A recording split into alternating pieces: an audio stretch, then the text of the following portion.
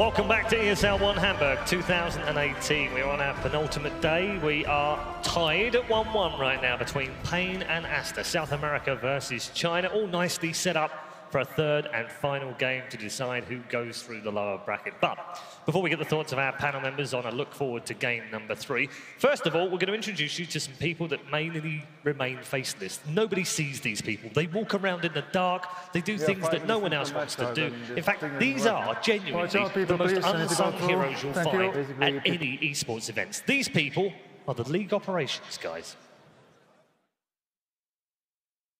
We have 5 minutes into the match start and this thing isn't working. Watch out people, please, I need to go through. Thank you. Basically, people call us admin, referee, league ops. We do? Perfect. Before an event starts, we help establish how qualifiers are going to look like, a format for the main event. We manage the rulebook. For ESL One Hamburg 2018, we chose to go with a format that the pro teams helped establish. There's more matches, there's more opportunities to reach the stage. There's more Dota.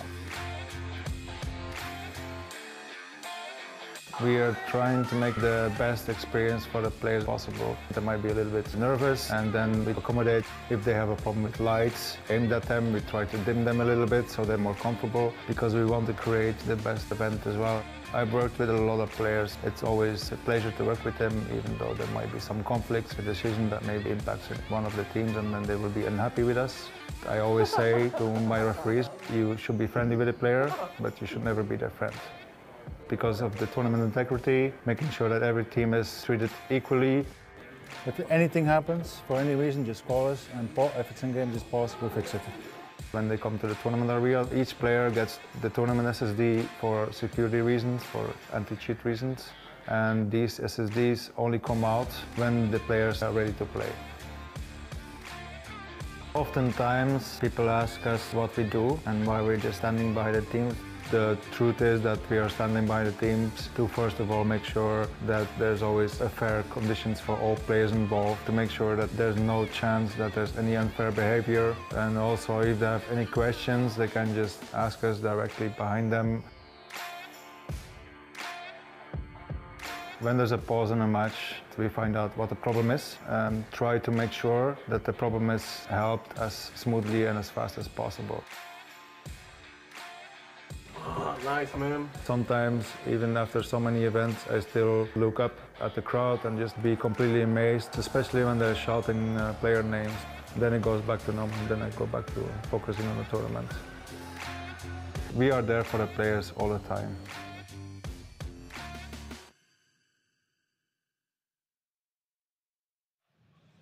Amongst the many people that you don't see, they just get on with their jobs, they do an incredible job, and make sure that these tournaments run smoothly. Thank you very much to all the league ops. Great to get an insight into their job roles as well, especially for everyone. I guess you just never see them, right? So nice to see that. So let's get back into it with our third game of the series about to begin. We've got our panel members back once more. Kyle, Trent, and Capitalist are all here.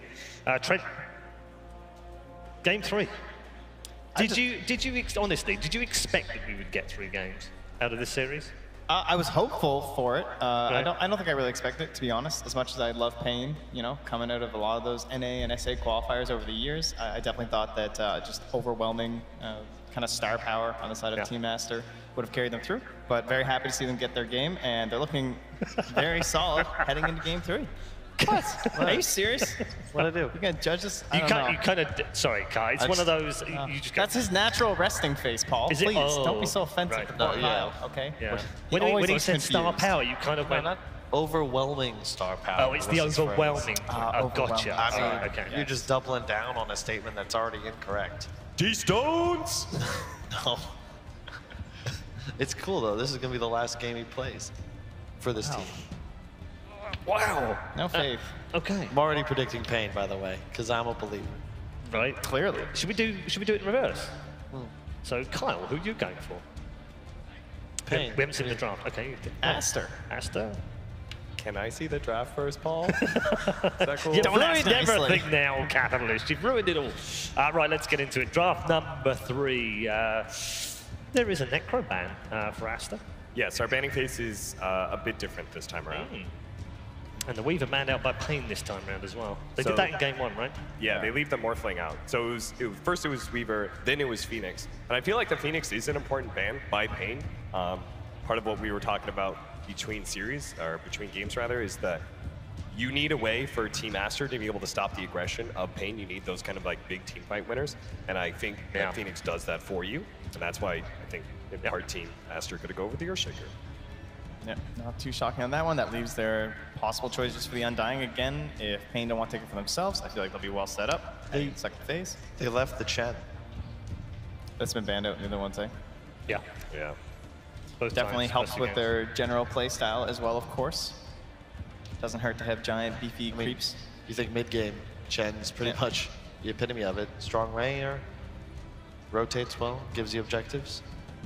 paiN won the tower. Yep, There it is. There you go. And you already like Earthshaker versus Chen, so. Yes and no, to an extent, but realistically, how many times are you going to echo and hit the creeps too? You know what I mean? The I think early it protects game, against the laning phase. where the not Chen really rotates though. around a lot. You can peel, but at the same time, Chen is going to dominate the lane. Whether he goes aggressive or plays defensively, a Shaker doesn't give nearly as much as like a Satyr creep does. I would rather have a Satyr in my lane than a Shaker, right? Well, yeah, absolutely. But how many heroes do you think really combat Chen in the first place when it comes to laning phase? He's kind of like the be-all, end-all. He's the most dominant force when it comes to 5 positions roaming around. Well, it's more just you can abuse the lanes. Like I always point to like what OG did at TI. I still think that they had the best read on this patch, even though other teams have had now an extra month. But the Chen, the Fury, and these heroes as 5 are irreplaceable, and if they're available, you need to pick them. So tiny come out. That's something else we've talked about a lot through this tournament. It's been very powerful as a hero. Decent win rate. And it's managed to get through the draft a number of times as well. Hasn't been banned as much as we thought it would be. This is his first feature in this series, I believe, correct? Hasn't shown up in the bans or the picks, so finds his way here. Do you guys think it's necessary to address the Chen? Okay, they will with the Wyvern, fair enough.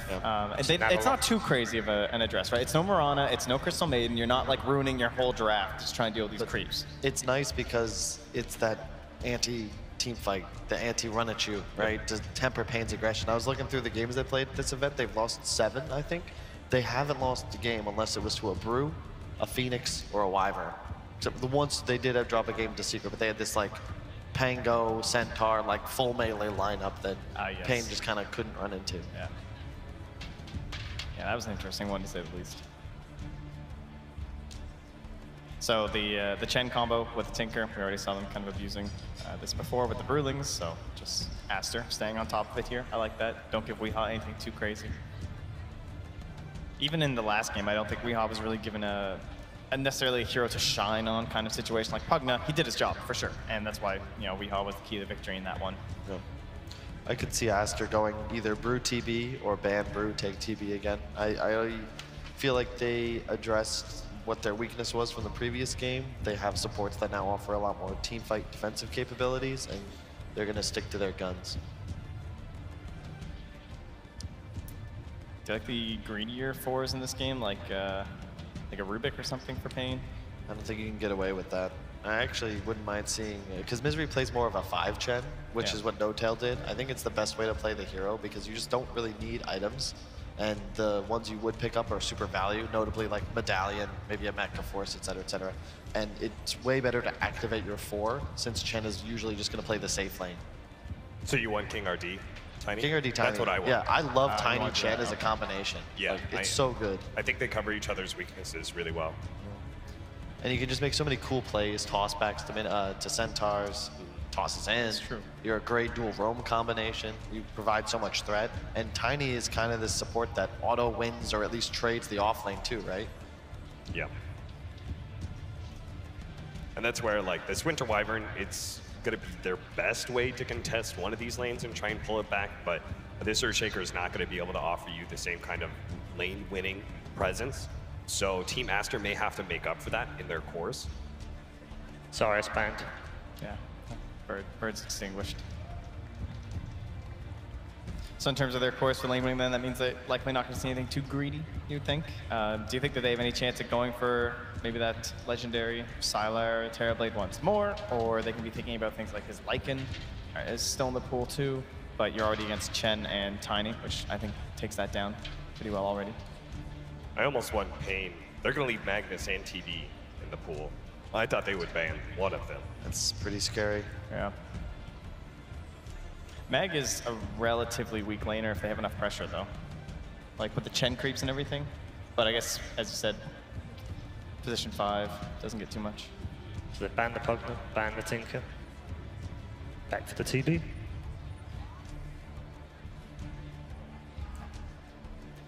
I feel like Aster are probably going to be Enigma.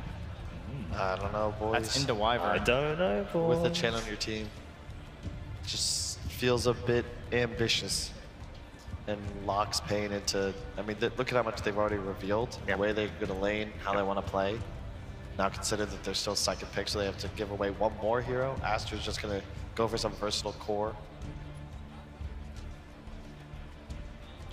I think Team Aster also need more lane shove to abuse this heavy pickup of both the Chen and the Enigma. There's a lot of focus on this pushing power. I think Team Aster want to be able to take the pressure off the map as much as possible. Dodge the blob of paiN. Like, if you can see them, like, it's a very telegraphed push oftentimes when you have lineups like this. So if you have anyone who's like decent at split pushing, which they already do with the Wyvern, one of the better supports for it, which is great.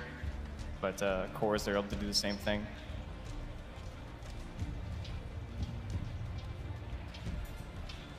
I'm down with the Magnus. It can be a bit rough against Enigma. I feel like you already have enough this AoE turnaround. I feel like Aster, if they lose this game, it's going to be because they lose all their tier 1s right away and then have no ability to play the map. I think I'd prefer something a little more up-tempo. It's a nice and dying game once again, but then you'd have to core like the Wyvern or the Shaker. I don't know if they're willing to do that. We mentioned, oh no, never mind. Morphling did get banned. Okay, we're good.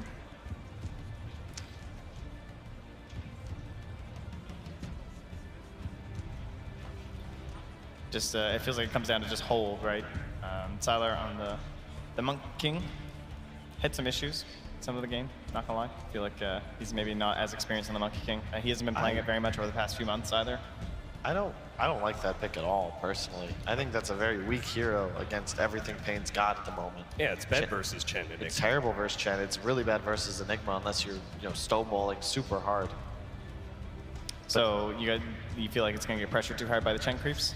Is that what you mean by being bad? Not even. It's more just like the way the Chen wants to play up tempo. Monkey King really likes free lanes that you eventually get left alone in, dominate for a little bit. You bully them out with your Jingu. You're an XP dependent carry as well, and when you go up against an Enigma that can deny Archer per wave, it's very easy to find yourself like level 4, level 5 with brown boots, and like now what? If a Monkey King can't win a lane somewhere, there's no recovery mechanism. You're not gonna go farm the jungle. You're not gonna, like, maybe it's a Baboka Monkey King, that would be hype. I'm not convinced that like the Monkey King's Q is like killing Eidolons is actually gonna allow you to win this lane. If that's a Baboka Monkey King, what does that do for the Shaker? Probably XXS Shaker. Yeah, they did, but unlikely, I would say. The thing about Eidolons is, while they do give a decent amount of gold, the XP they give is near nothing, and if you deny an Eidolon, it denies all XP. So even if you get that extra GPM, it's just not impactful if the Enigma doesn't die. If and you're still going to be losing the lane because the lane's pulling back. Exactly. You can't really reliably get the Jingu stacks on this Enigma. He'll just Malefice you if you try. Yeah. It's not like a Luna Wyvern like we saw yesterday with EG. And again, they played that lane perfectly, so they were able to abuse the matchup. It's a lot more difficult to do that as a Monkey King in the safe lane. You much prefer these melee heroes to go up against that you can just smack a few times. Do you think that the Tiny will be a weak enough like co-laner though that they could have problems, like in those earlier levels? No, because I think support Tiny doesn't have the issues that a core Tiny does. You're not really trying to lane. You're just picking up a tree. You hit the Monkey King 5 times, you back away. You don't actually have to stay near creeps. You're more just trying to zone to keep your Enigma healthy. And I like the Mirana for similar reasons. They have a lot of range now. It's very difficult for the Aster Monkey King to stay on any of these targets. And it's another mid-game tempo hero. They don't have the Weaver, they banned it. So what's left? They go for this probably Mirana with maybe even a similar build to the Weaver. Maelstrom or Diffusal. Yeah. Probably a Dragonlance. The team fight is definitely still looking okay for Aster though, at the very least. They have Winner's Curse, they have Equislam, they have the ultimate from the Monkey King too. But those are all things that require quite a bit of items, except the Curse. But like, obviously you need Blink for the Shaker, you need a lot of levels. Monkey King, you need lots of levels, and you need lots of items. Yeah. And this is, even though I'm not, I feel like you could just go Mirana third instead of the Enigma, right, for paiN, but it's nice because you can still last pick a King RD hero or a mid or a safe lane. Like, you're still very open, and Aster's in a position. Yeah, so you go for the Mag. This was supposed to be the hero of the day today. You know, we got Aster playing first. I see you wore the pin I for came him and prepared everything. for today. Yeah. And then VP versus Vici. Hopefully, we'll be seeing more of the Horn of Magnus as well. Last time they paired this hero with Monkey King and Ember Spirit. Yeah, I think that'll get banned. And I think that'll get banned because You've got to ban Ember, 100%. That's the perfect finisher of the Aster lineup. But personally, I'm not a huge fan of Mag into Enigma. I like that. Yeah, paiN does their homework, man. Misery's not going to get caught napping. No. So what are other mids that really take advantage of this? There's not a whole lot, eh? They've also run an Ursa alongside this before. I mean, They can't guarantee it can be a monkey either because they don't have the final pick. So you need something safer. I feel like they might just go back to the old staple. The D-Stone Special. It works with the Wombo combo aspect. It does not work with the Empower aspect. Yes, not that well. I mean, there's going to be Alacrity, Exactly. and they've done that before, I believe. Yeah. Here. Something too. VP did as well, but I like the VP way to do it because they had TB Invoker Mag, and the TB is a hyper carry. Mag is so susceptible to being kited in a game like this, and melee carries in general just feel kind of weak. Oscar ban for Aster. All that poke makes it really hard for most Enigmas to play their game. All this long-range potential initiation, it's very difficult to keep your, like, you always either commit too early or commit too late when it comes to your black hole or even just your midnight pulse. Yes and no, I think you can just chill and wait for the RP.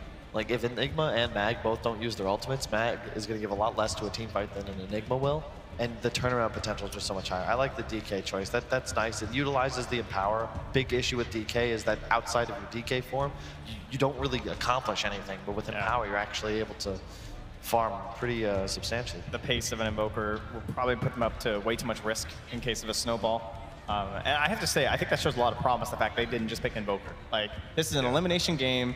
Last chance you have the like 9th pick, and maybe you'll get counter and everything, but they still are playing it a little bit safe, going for DK and just they relying fall on back skill. on the third most picked hero for D-Stones instead of the first most picked. I mean, come on, there's a pretty big difference between his DK and his Invoker. Dude, does Misery just rock the Alchemist here? They want a frontliner. They'd love a stun. Really? And I think you want to put Team Aster on a timer as much as possible. Great call. Yeah. Weeha's one of his best heroes, honestly. Like, I feel like very he underrated always on looks the good. This is just the Misery special. You know, he ensures that this 10th pick gives them the win condition, right? And you can see the path to victory for paiN. There aren't many other heroes they could pick in that spot to give them one, especially after the Huskar ban. But now you're going to side lane DK and put Monkey King mid, right? Probably, yes. But again, there's a Chen in the game, so we can secure the safe lane. It's a Mag and a Shaker. You don't really accomplish much in that lane. Maybe the Wyvern will come down, but I really think paiN can abuse these lanes, and I've seen We Alchemists just go off. I still favor paiN, but it's certainly a difficult game, by far the most even draft of this series. Okay, I was going to come to Cap first for the predictions, since he was the one that wanted to see the draft. You two have already predicted. Cap? I actually think that if they do this, like, DK is actually kind of okay with the Chen rotations. He can't actually be pressured as hard. I'm actually going to go with Team Aster for this. Okay, all right, good stuff. If you're sitting at home and you're thinking, why didn't they ask Trent and Kyle what they think? Screw those guys, they've already chosen. Let's head over to our commentary team for game number 3. This one's going to be good, I can feel it.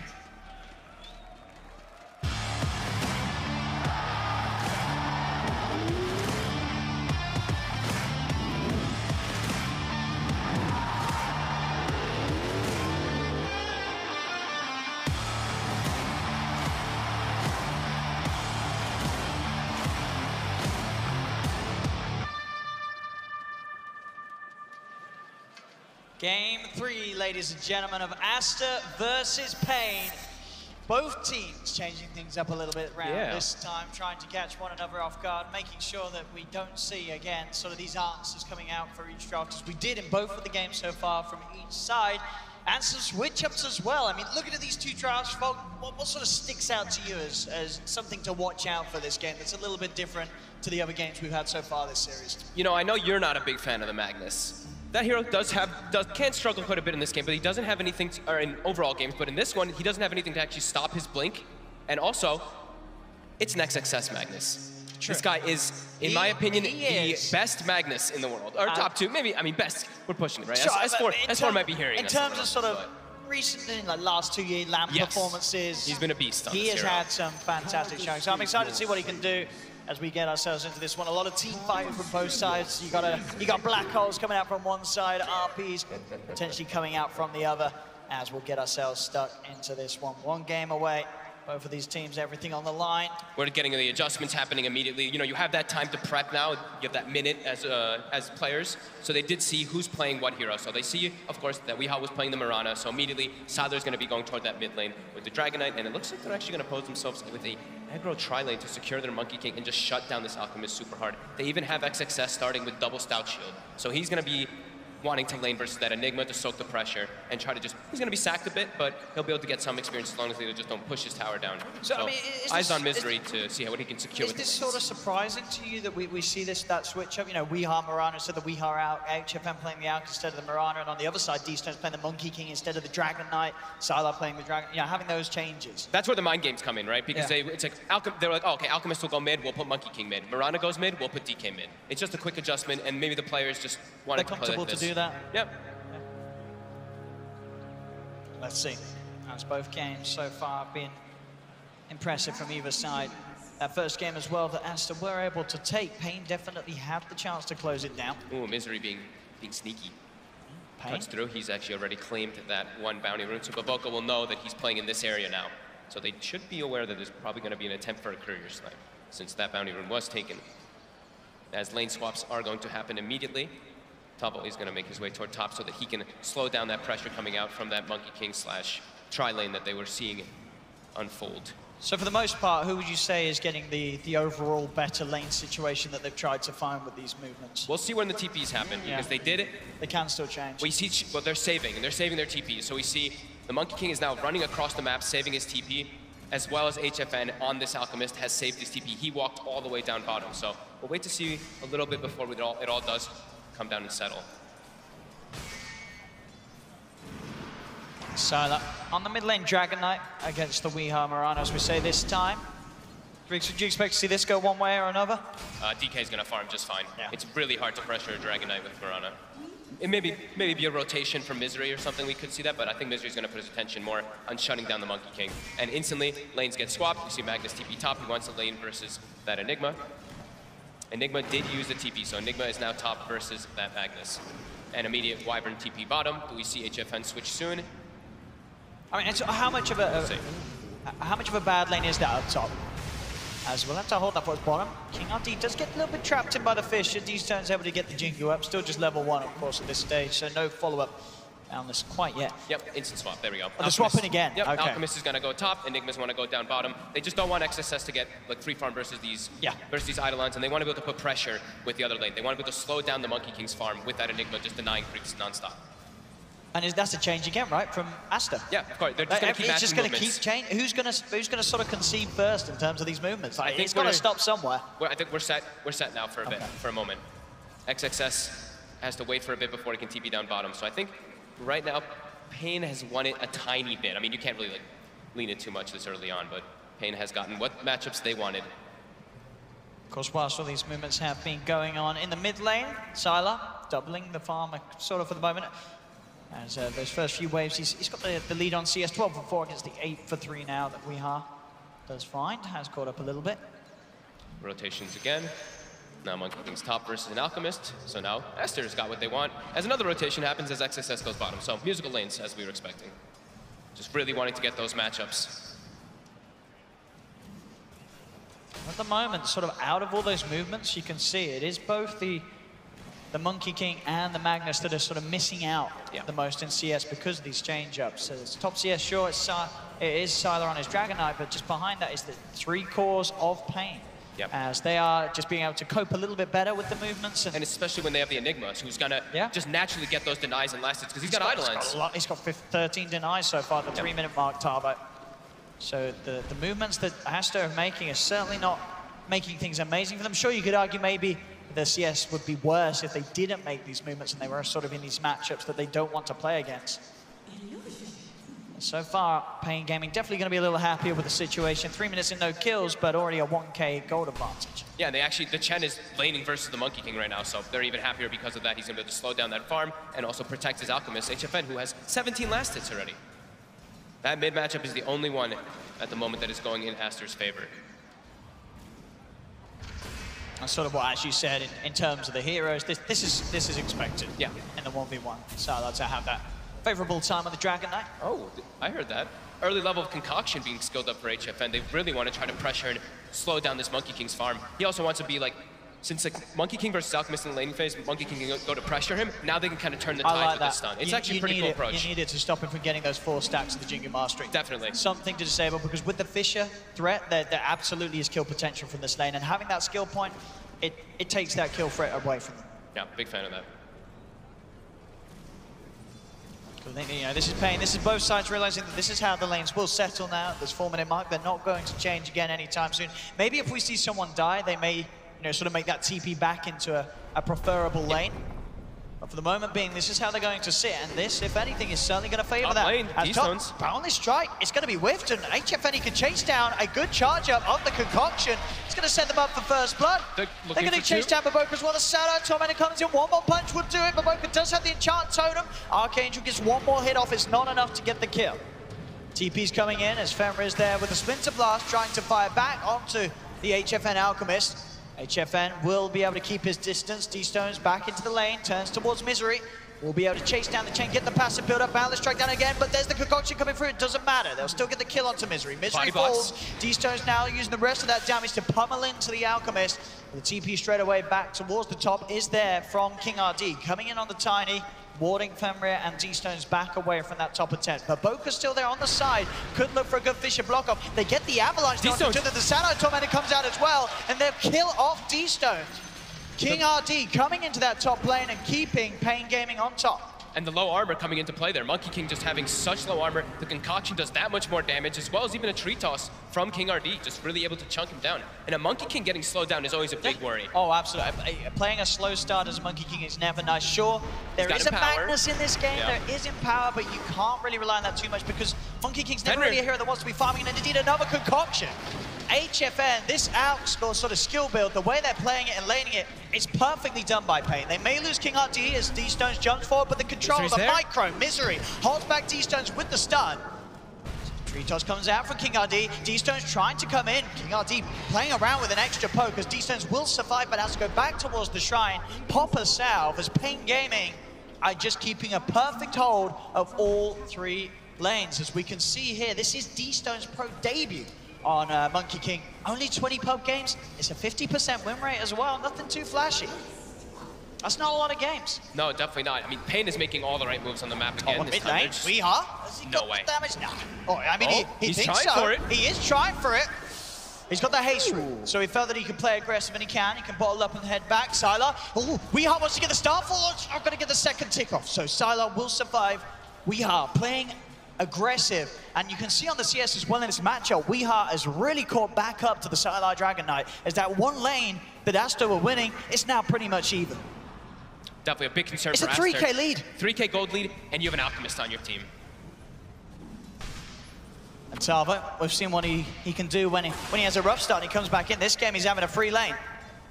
Absolutely free farm for this Enigma. He's level 6. Already has the 37 to 23. King RD playing beautifully aggressive, going around the back of this tower, keeping XXS on his toes. Throw out the tree. Avalanche and toss to keep XXS down low. D-Stones again. He's trying to head for this, but there's a Concoction over the tree line. Stop the Boundless. The Boundless comes out, but HFN again. That one point in the Concoction has done so much this game. It's done so much. The tips come out onto D-Stones. They are ready to throw this Monkey King off his game. And just to, I'm gonna keep mentioning it, but that low armor, Misery has a Blightstone as well, so he gets tick negative, and then there's neutral creeps hitting him as well. That's like the biggest fear for a Monkey King early on, is just getting punished by that physical damage. It's Baboka. Weehaw's looking for him. Top lane. D-Stones also making a go onto Archangel. Weehaw killing off the Shaker. At top lane, the Concoction once again out with that Blightstone and the army. Fenrir just gets shredded. D-Stones trying to jump in, but again, Misery with the micro forces D-Stones to back up. A TP will come in from Baboka. The army's still chasing D-Stones. Weeha is looking for the arrow. They'll send it out, doesn't make the connection, but he'll turn towards Baboka instead as paiN, they just overrun this top lane. Sylas coming with a rotation. Weeha has picked up that double kill, taking both of them out of this. There's Misery, he'll retreat. Salah came over for this with the ultimate, but he's unable to find anything. As paiN, they back out. They're 8-1 at 8 minutes in, and they hold on to this 4K advantage. As paiN's sort of resilience to get the lanes that they want, and to make the moves that they have, and to sort of just, again, similar to what we saw in Game 2, adapt to the way that Aster's playing. This time, it doesn't sort of take them the Game 1 to the Game 2 to make these changes. They do it in the game. They see what they're presented, and they are tackling it perfectly. As all three of their heroes free farm at the moment in this game. Such small little things, but making such a big difference there. Just this skill build, yeah. This one point of the Unconcoction has done such an incredible amount of work. And at bottom also, Tavo's pressuring the tower. He's going to be able to get it for himself. They're going to try and collapse it for more, but there is a smoke coming in from Aster. They'll try and fight back. Fisher down, Tavo's being focused. They get the Splinter Blast out as Tavo's trying his best to back off. Skewer across from XXS. Tavo nuked down by the Shockwave. He's being blocked off as well by Fenrir. At the same time, Baboka, can he find anything to set this up? It's taking them a long time to kill Tavo. As Tavo's still alive, Moonlight Shadow's there. He's going to be fine. They can turn. Avalanche is out. They'll punish XXS for chasing as long as he did. As Aster, they just can't catch a break. Top lane, Sylas pushing in, but he's on his own. He's surrounded by 3 players of paiN as they came in aggressively, utilizing that Moonlight Shadow in both lanes. Sylas will start to retreat. Do they have any further lockdown? It's another leap forward. Boundless Strike will hold them back, but Sylas falls. Weeha jumping in, getting the Starfall damage, and that right click does the job. Misery may go down in return as D-Stones jumps in, and they do get the Chen, finally getting that second kill for themselves this game, but they're 7K behind. The struggle is real for Aster. Having the first 10 kills with an Alchemist lineup, having the Enigma 2 pressuring, having absolute free farm. Tavo's just going to sit down here. This is now his control of this bottom side. They've already claimed the first tower in the game too. Oh man, Aster. They're going to need some type of miracles coming in here. They really are. This rough laning phase. They somehow need to get a blink on either XXS or Baboka. They need to have this jump. They do have at least, you know, eventually once the 6 is online, the Winter's Curse for that long-range setup to allow the walk-in RPs, the walk-in Echo Slams. But the way the paiN's playing, I don't know if they're going to give up that opportunity for those players to be set up. And will they have the damage follow-up is the question. Right now they're going to be, even if they do get those Blink Daggers, they're going to be lacking items on the rest of their cores. There we are. As we can see up in the Snipes Lounge, boys from Alliance getting stuck in for the game. Should be a good one. We're set up for a lot of team fight. We get a shout out to the boys up there. As bottom lane, paiN already poised to make another play. We're seeing King RD's movements being absolutely on point as he comes in. Avalanche to set up to close the gap with the Malefice. They're trying their best to block off the chain stun with the toss and the center. The black hole as well being committed by Tavo. They'll get the kill. King RD should die for this one as he'll accept the trade. 2 heroes TPing in for that one, but paiN just making sure they can keep that momentum up. As D-Stones doesn't get the Boundless Strike connection onto Tavo, they'll get the Splinter Blast. But they're just down a little bit, but he can back off. He's got that helm. He's pretty tanky for this stage as Tavo can just walk off all this area of the map. Arcade, he's nearly got a relic. Exactly. All this that they're doing is they're showing in all their lanes, right? Weeha was pushing mid, Tavo and King RD are just making sure that they can emphasize pushing that bottom tower, forcing reactions, and allowing Alchemist to just do Alchemist things. Sit in that jungle. They lose their top tower. That's the one benefit for Aster is Sylar's able to claim that one, but this Alchemist is almost having a relic at 12 minutes in. It's King RD. He's got pretty much the same farm as XXS and D-Stones as they are struggling, this Magnus and Monkey King. Somehow Aster, they've got to make moves around Sylar. He is the one hero in the game at the moment that's actually in a sort of a playable position. Once he gets that Shadow Blade, if they can set something up with his rotations, they have the chance of potentially shaking up this flow that paiN's got going, but it's not going to be easy as paiN are just so far ahead. And they're just keeping moves happening every single time. They're making moves toward that Enigma, toward that Mirana, as Alchemist just farms. And this invasion of the jungle here from King RD and Misery will secure them a kill on Fenrir. Fenrir's gone, D-Stone's having to jump back towards the base. He cannot stick around to try and hold on to this tier 2 tower as the push is coming in from paiN. And at this point of the game, as we say, it's very hard for Aster to stop it. It has to be this sort of Winter's Curse into the RP, Echo Slam, Wukong's command play that would stop this sort of siege. As they do have at least that deep push with the Splinter Blast, but it's not, at this point, way too many creeps. It's not going to be enough damage to stop anything as they're moving in past the tower. Arrow comes in from Weeha onto XXS, who's able to skewer. XXS will back off. But that just means space for paiN to take the tier 2 tower, And 13 minutes in. They're forcing the reactions too. Aster's making the moves down there, but during this time, they're not farming at all, while Alchemist is just a very happy camper. HFN has the Radiance finished out, level 10. Oh boy, D-Stones has Treads Aquila, and that is it in comparison to the Treads Radiance on HFN. That's not going to cut it. And it's just crazy to see this game. You know, you sort of look at the drop. Immediately smoking into Roche too. They're not slowing down again. They're keeping it going. They know that they're sort of saying to Aster, come and fight us. We're not scared at the least. What are they going to do if they walk into a fight? They have to find some sort of perfect situation as paiN are just playing this game. And this draft even faster than the draft in game 2. When you look at the heroes, that's very surprising and very worrying for Aster that they're getting sort of played against at an even faster pace. As paiN seem to well and truly have found out the way to deal with Aster, this team that looks pretty much unstoppable in the group stage. I mean, they just don't have the damage even if they want to try to kill this Alchemist. If he gets ulti, if he gets bottom. He's solo killing XXS. Unbelievable. As top, D-Stones just having to use the Boundless Strike to hold back HFN. They've got the slam on the side. They're desperately trying to hold something down, but the damage just isn't there. Winter's Curse comes through. She's going to waste some of the time. The Sylar has that, but the arrow, Weehaw from the river, locks down Sylar. So for the majority of this Dragon form, Sylar can't do anything. They have to back up to the Shrine. Concoction comes out. Avalanche from the side. King RD's diving in. The Shrine will keep Aster alive, though. But they're on the retreat. Another arrow from Weehaw with this Arcane Rune, getting the connections, has the magical to burst through Fenrir. Tavo's threatening high ground as well. This bottom lane's a problem. XXS can't do anything to push Tavo away. It's 15 minutes in. This is going to be a tier 3 tower going down. As paiN just playing at such a pace, Misery will fall. See if D-Stones can do anything about Tavo down here. He cuts the tree instantly. D-Stones. The tips may have got to him this game, as he is all over the place in this match. I mean, between the tips and just the rotations, paiN just adjusting time and time again. D-Stones, Weeha's looking to threaten him. You see at this stage, but with sort of how far behind he is, the Boundless Strike, it does nothing. The damage is just not there. It is no threat whatsoever. I mean, Mirana's got 17 armor, so yeah, it's not really going to do too much there. He's trying to get Echo, but... I mean, as their carry, he's literally like the least threatening hero on the map right now. From Aster's lineup. At least the others have spells to use, well, only when they're alive. Fenrir dying once again. Weehaw gets the connection. We're almost at that mark. The 1K per minute coming out for paiN pretty soon with an Alchemist. And Baboka. Oh my goodness. They're just dropping left, right, and center. Aster just can't, they can't pull it together. D-Stones.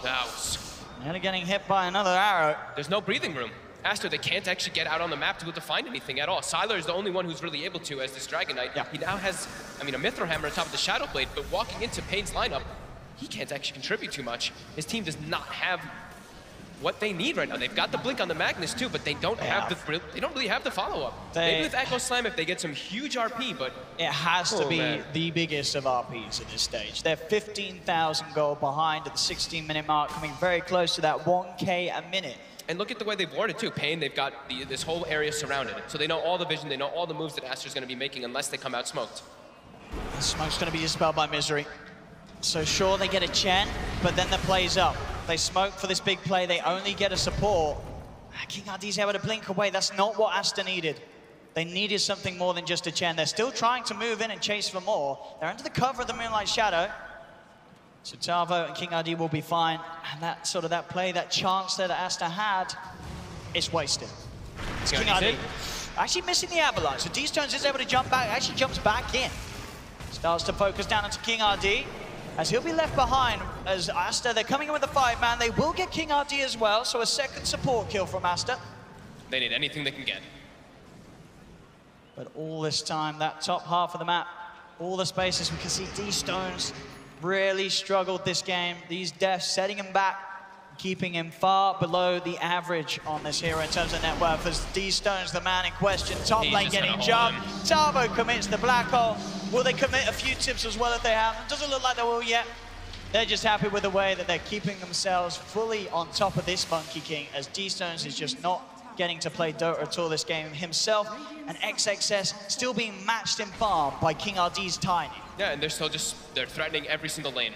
paiN. Every single time somebody does try to show on the side of Aster, there's either an Alchemist, there's either Mirana or a Ched, as well as King RD and Enigma. They're just constantly threatening, not giving any breathing room for Aster. And we look at the wards, they've got 5 obs wards on the map, just trying to watch, make sure that Aster has no chance to even come into this Roshan whatsoever, as it'll drop pretty quickly with this DD rune on Weehaw with that medallion too. And you saw there as well, just to really resonate how fast they're playing. In 1,000 games of the recent patches, this is the 12th fastest tier 3 tower take. This is how fast paiN Gaming are playing this match. And it was a solo hero killing a tier 3 tower. I mean, Tavo, Enigma, something that if you play against this team, you have to seriously consider taking away from him. You let him get his hands on it, and he just owns the lane. He always knows where to be applying the pressure and when to be applying the pressure in order to get away with it. It's so hard to sort of out-mind game Tavo's sense of mind. As mid lane, King RD gets the toss back. Sylar, there's sort of one big hero in this game, just gets deleted. 50 seconds without the Dragon Knight, and that push ready and in place to come down another lane. The tier 2 in the middle gone. As paiN, they can just push on for more with no Dragon Knight. Very little D push short. There's the Splinter Blast, but because of how far ahead paiN are, these spells, these skills that are not going to match sort of the scaling of paiN at this point with the lead that paiN have, they're no threat at all. As King RD straight in, another catch, tosses back Fenrir. The stun comes through. They may lose HFN. He's got the Manta, still has that Aegis for 4 minutes as well. As D-Stones will lay down the Wukong's command, but these Monkey Kings only offering a tickle. They do drop the Echo, get King RD. So a little bit of a revenge for the plays that King RD has been able to find, and at the least Aster, pretty much the biggest win in a sense that they can stop paiN from pushing, but they're going to need a whole lot more than that if they want to have any chance of turning this game on its head. As 20 minutes in, paiN Gaming, they'll be able to head back, secure all of the bounty runes, and as you can see, well above the average net worth of an Alchemist this game, HFN. As the skill build, the way that they got in the right lane, the way that they made so much space for HFN this match, have set him up for success. Yeah, I mean, Misery's performance on this Chen has been absolutely phenomenal too. The way that he just secured that lane so hard for that Alchemist, and yeah, they're just adaptations to the lanes in that beginning of the game really set them off to an incredible pace. And again, just like last time, they are relentless, looking for kills absolutely everywhere, always hunting, staying on the enemy side of the map, giving absolutely no breathing room. How long have we gone to the Echo Slam? I know Baboka's dead, but he did just pick up a blink. He used it there when he was going down. Again, Weehaw hitting these arrows. Sylar, is he going to be able to back away? Ooh, gets slowed. The concoction comes in. So Shaker's going to be back in 10. He just had the blink. If he had Echo Slam, maybe he could catch him by surprise, but it's not going to happen by the looks of it. King RD jumps forward, gets Boundless Strike. They focus down the Tiny and will kill him. They'll take King RD out of the push. The Splinter Blast starting to deal with the Idle Lance. They'll look to push back paiN further. As again, holding for now. They've got the full roster back up, but still a minute before Echo Slam's there. They have that RP. They do have the blink play from the Magnus. BKB is picked up, but they're straight on the front. Sylar just tanking it. Gets the BKB off before the arrow connects. They have Fisher block the Alk off. So they'll look to bring down HFN once he still has that Aegis for 2 minutes. Tavo jumps in, kills off Sylar. I mean, that is Sylar dead without buyback. So a black hole worthy to continue this push. As HFN loses his life once, another arrow connects on Fenrir. He's got the cold embrace. RP just come in from XXS, holding down HFN, but they cannot kill him. D-Stone smelts before he gets any chance to lifesteal back up. XXS falls as well. As there is something about these ESL events on the main stage that just get paiN riled up to be a team that, that we do not see from them when it comes to online games. As this on LAN, it's just blowing Aster away. We saw Aster in the groups. This is not an easy team to beat. Many other teams in this competition struggled heavily against Aster. But paiN in a best of 3, they're looking to close it up with a heavy advantage now as they've cleaned up that middle lane. 24-8, 28,000 net worth lead at 22 minutes in. I mean, this game, it can't be losable. I don't think so at all, no. It's 28,000, 22 minutes. That's something you don't see almost ever. It's really been flawless execution on everybody on the side of paiN. Every single person holding their mark with these clever little approaches, and Aster just completely caught off guard. Absolutely, and talking about caught off guard, the quick combo to Sylar. We'll be able to walk away. The arrow's not there in time. But it's so hard for Aster to just come out at the base and do anything, being so far behind. So even if they do connect with absolutely everything, it seems like they still might be lacking some damage. They've got the Blink Echo, but no Blink RP at the moment. They're maybe trying to bait something out with Sylar. Sylar on his way back out. paiN just waiting to push in top lane, go for Yep. that last set of racks, get that tier 2. 29,000 gold lead, 12,000 experience lead, and win probability on Dota Plus is 100%. 100% at the moment. Gaben approves. So Aster, can they prove Valve wrong? It's going to be quite a challenge. 100% that paiN will win this game according to the system. Is Aster. They'll smoke. They've got the Echo Slam. I don't think they've got RP quite yet, have they? How long till RP? It's back. It is back now. They get the smoke broken immediately. paiN already positioned on the side. They need to make this RP and Echo Slam work. It's their only hope. Otherwise, we could expect a GG pretty soon. Sylar just trying to draw the attention of the first. They'll jump in with HFN. Shiva's guard popped as well. D-Stones comes in from the side with the Wukong Samad. Boundless is there. They'll try and skew him out to the side of it all. RP popped as well, but they don't have the damage. Tavo looking for the position. At the moment, holding on as he just punches through. They don't need to use anything more as they just right-click down the heroes. Moving in, and GG is called. paiN Gaming. Flawless. Looking, I can't believe what we are seeing on this main stage. paiN Gaming. As I said, they've done it before at an ESL, but this, they're taking it to another level. They really have. The way that they play on the main stage. It's just the way of everything. The way they prepared with their drafts. After that first game, they understood what they wanted to do. They wanted to set the pace of the games, be very, very quick, get their lanes proper. Especially in this game, they get the lanes they wanted, and they just seemed to absolutely run away with it from minute one. I mean, you compare this as well to sort of some of the lows, some of the losses that we saw from paiN in the group stage. It's like this is a totally different team. Something is just.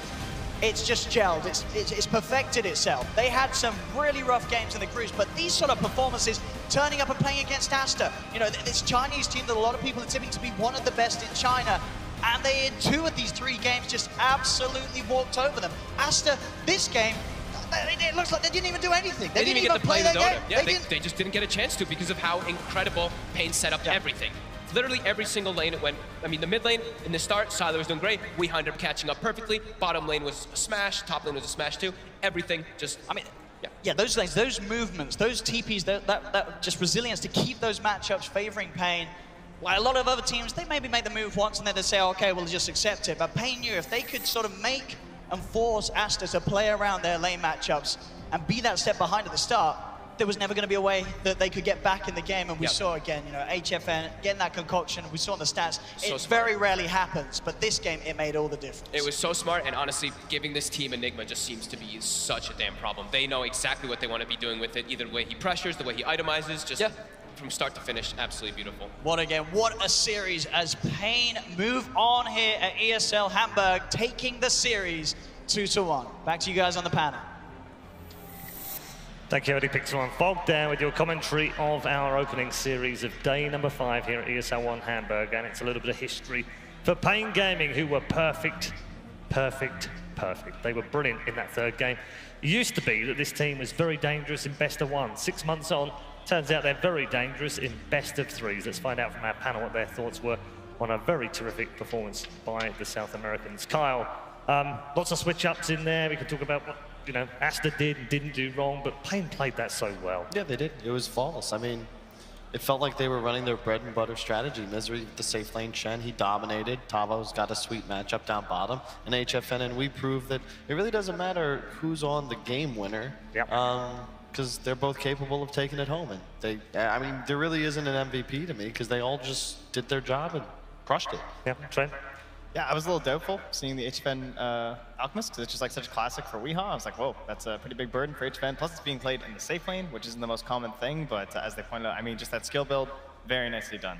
Put on that pressure that he's been doing in all of their victories. It's when he's transitioning and just helping to take what he gains in the lane, take over the game, and no exception here. I mean, the stats really do say it all. It was just, it wasn't Dota, you know, at least for one team. The game was over in the first 5 minutes, right? I think that Team Aster thought that they were going to be able to run this aggro into an Alchemist, and he was just going to be one of those passive farming Alchemists, but HFN's choice of getting the unstable concoction was honestly brilliant because not only does it stem the aggression that Team Aster want to put in the laning phase, it also gives you this winning matchup. Chen wants to play with a core that has a stun.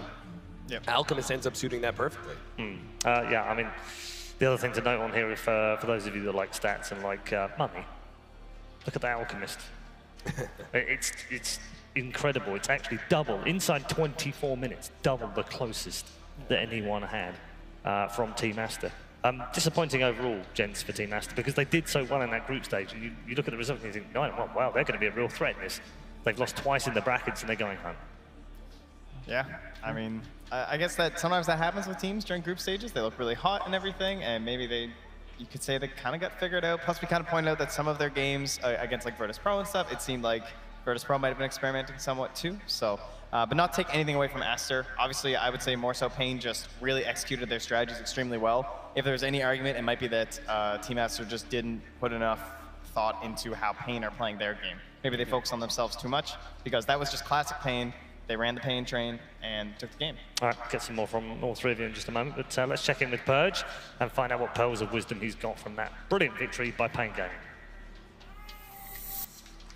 Almost everything went well for paiN in the laning stage, and that's because they set things up very well and they executed. To start things off, Misery was taking the enemy bounty runes, so they got 3 of the starting bounty runes, then he hit over here and he TP'd to the bot lane. So basically what they did was they outmaneuvered Aster in their laning setup to guarantee that they had small advantages. So you can see that almost immediately. Upon realizing that the Enigma was top, Monkey King knew he wanted to be against Alchemist. He had to cross the map all the way this way. If he TP's down, they'll instantly do a lane swap, and then he doesn't have the matchup he wanted. That was the most important thing. I want to make sure that I have my lane matchup. Oops. So what ended up happening is they revealed the lane matchup a little bit late. The Monkey King's already crossing the map at this point at the mid lane in the moment. So for this time period, they get all the last hits they want, and there's a Winter Wyvern sitting top by himself with 40 base damage trying to last hit against an Enigma. That's going to be a hard time. In fact, Winter Wyvern spent about 2 minutes of the first 3 minutes by himself in a lane getting last hits, which is not where you want to be. That's your 5 position on a Winter Wyvern. So when they do eventually get the Monkey King in the lane, it's about to happen in about 15 seconds. We're a minute into the game, by the way. He gets a couple last hits, but not many. And in the meantime, Alchemist has just been building up net worth. He doesn't have that many yet, but with just a couple creep waves and the Chen creep here as well, it's basically like 2 cores in the same lane and a lot of heroes that don't necessarily need to be here. So Alk will back off a moment, he'll get some of his items, and then he's going to start lane swapping. And the problem is that the Magnus is already TP'd to the top lane to match up against the Enigma, and almost at the same time, a little bit after Alchemist comes top, then Enigma comes bottom, and then Monkey King says, well, Alk is top, I need to be there too. He teleports to the top lane, which again leaves him in the same situation. You've got a Winter Wyvern here down in the bot lane by himself getting last hits. You've got 2 cores on the top lane for Aster up against the matchup that they sort of wanted. But at this point, it doesn't matter because they've had like 2 minutes to do whatever they want, and all it ends up being is a kill against the Monkey King, who has no items, versus an Alk that already has power treads. He had no way to win this lane at this point. Great stuff again. Thanks, Purge.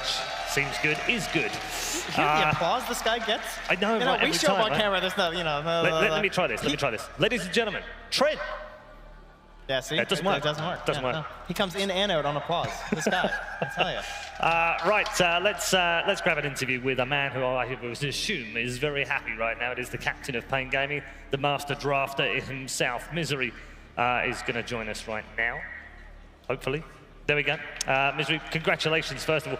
Another terrific win, and another one for your boys on the stage. What is it about this stage and big arenas that you guys love? I'm not sure. I mean, I think everybody is just really excited to play. And yeah, I mean, we're just happy to be here, play these games. That's pretty much it. Does it feel like there's no pressure on you guys? Is that part of it? Yeah, I don't think we think about that at all. I think we're just, focusing on Dota. Not so much about the crowd and the pressure. Okay, we spoke a little bit yesterday, and I know we've spoken before about the emotions that run high in the team and trying to keep that under control. How did you do that today? I don't know. That kind of. I think game 1 we probably, it could have been a lot better. There was some moments where that was a problem, but I think overall, apart from that, it was very minimal points where that we were too excited or whatever. Okay, got other chaps alongside. Cap, got any questions? Yeah, I guess in that game 1, do you think you lost that game because of execution? Yeah, I think there was a point when we had Radiant, Manta, Spectre, and we used a smoke, and we all ran into Roche Pit and kind of just sat there. And we didn't know if we should hit Roche or we should we didn't have vision, and we knew they were on high ground. But I think if we just go in and use our spells, and jump them, we're probably going to win the game right there to win a fight.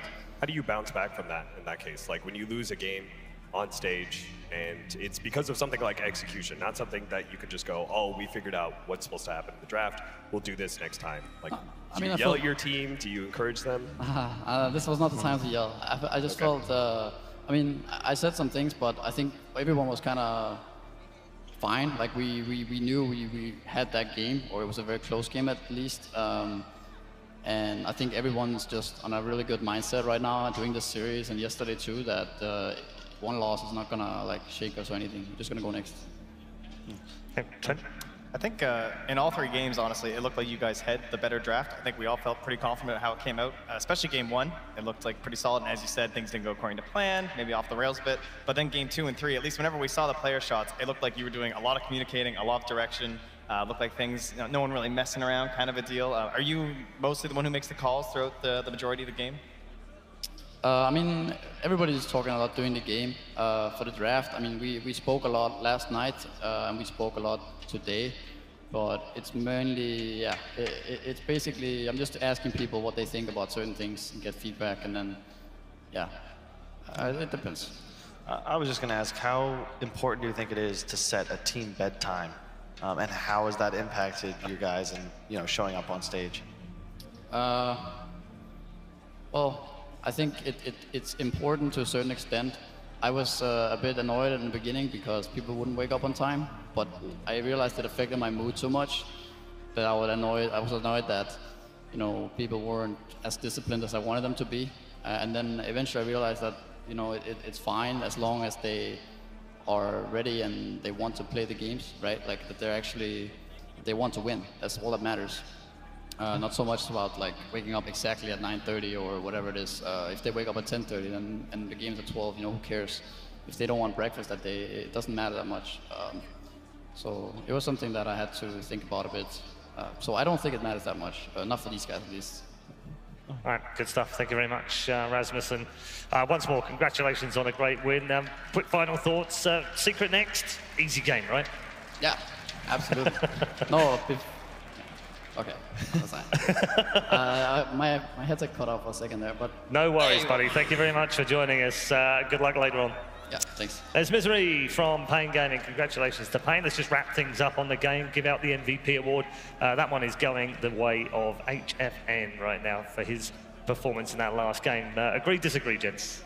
I'd give it to Misery personally. Okay. I think he game planned the lane swaps. He outdrafted Aster. He played a fantastic Chen. And unlike Alchemist, it takes MVP. talent to play that sort of Series MVP then. We'll give him the Series MVP. Yeah. That seems fair, doesn't it? Sounds good. Yeah. All right. Thank you very much, gents, as well. Thank you to all of you for coming down here into the Barclaycard Arena. There's still more action to come as well. We've got 2 more series, best of 3s. We're going to move on next, though, back to the upper bracket where there's no elimination going on. It's a clash of the titans in the upper bracket final between Vici and Virtus Pro. A big reunion for the 2 teams that made it at the Katowice Grand Final. We'll see you soon.